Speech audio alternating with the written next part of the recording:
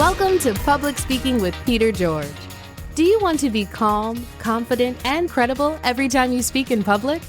Then stay tuned as Peter and his guests discuss public speaking tips, techniques, and tactics that help you increase your impact, influence, and income. Here's your host, Peter George. In this episode, you're going to hear several tips that you can implement immediately that'll help you more effectively use video conference call platforms such as Zoom. In doing so, you'll demonstrate your level of professionalism just as you would in a person-to-person meeting.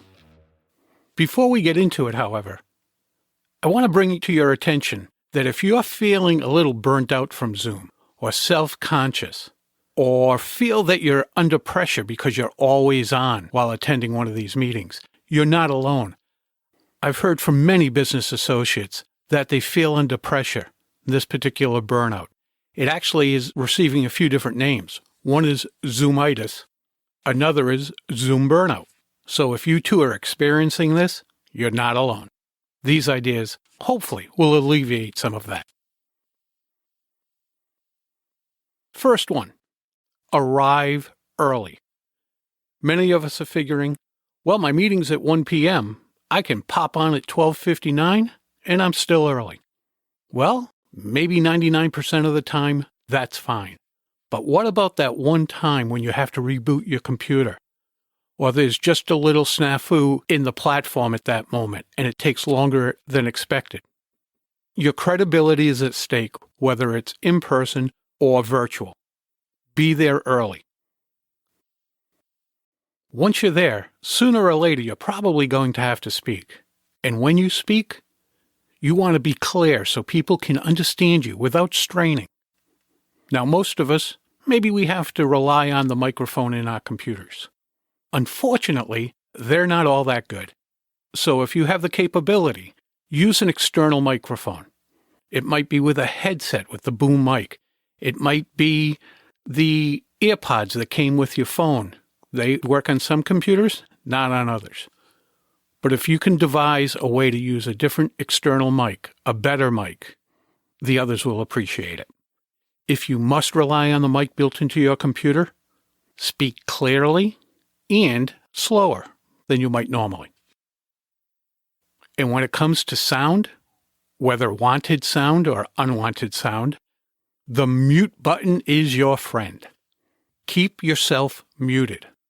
You never know when the dog's going to bark, kids are going to come up to you, and if that happens and you're not muted, it's not a big deal, but it does interrupt the flow of the person speaking. Get in the habit of muting yourself from the moment you're on there if you're not already pre-muted. Unmute yourself a second or two before you're going to speak, and then as soon as you're done speaking, mute yourself again. The others will appreciate it. Of course, it's not just what people can hear, it's what they can see. So you have to be very aware of what's behind you. Is it a plain wall? Fine. A wall with mementos and photographs and the like? Perfect. Your library in your office? Excellent. A sink full of dirty dishes? Well, maybe not so much. Someone getting out of the shower and running across the bedroom? Nah, definitely not. But it has happened. Keep in mind what others are seeing. Now let's talk about how you appear on screen in the meeting. First of all, we know how important eye contact is when communicating with others.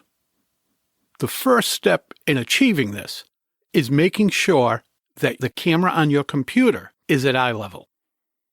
If you're working on a desktop, raise or lower your chair till you get to the point where your eyes are in line with the camera. If you're using a laptop, the same. But of course now you can either raise or lower the laptop itself. One of the things you don't want to do with a laptop is what many of us are doing. Just plopping it down on a desk or a table, tilting the screen back, and have it shooting up at us. Get that camera at eye level.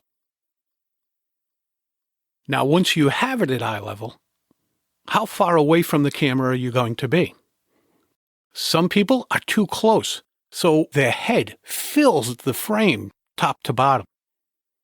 Others sit so far back that their head is just 10% of the entire screen. What you want to do is get a comfortable distance, but comfortable visually to others. Think of a broadcast, news broadcast on television. You often see a bust shot, their chest, shoulders, and head. That's what you want to do.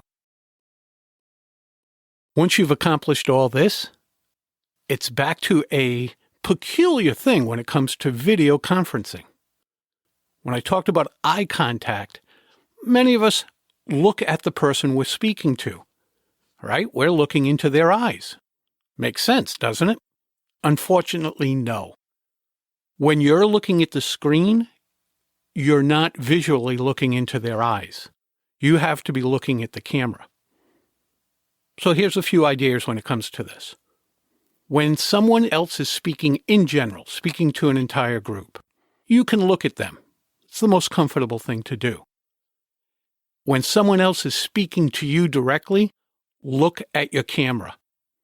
On their end, they will see you looking at them, making eye contact. If you're looking down at the screen at them, your head will be tilted down, your eyes will be tilted down, and it won't look like you're making contact. Anytime you are speaking, look into the camera.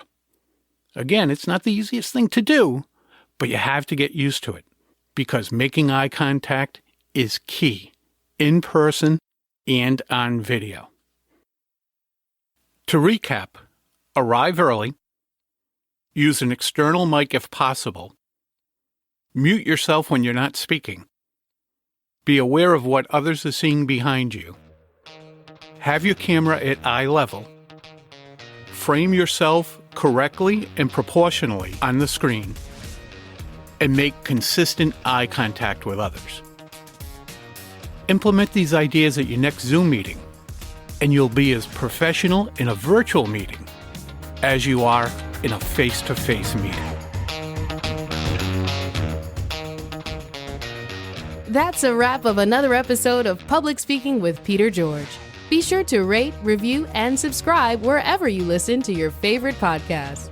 Tune in Monday when you'll hear another episode of Public Speaking with Peter George, and again Thursday for your next episode of Quick Bites, public speaking tips and techniques you can digest in 5 minutes or less. Until next time, remember, when it comes to speaking in public, you've got this.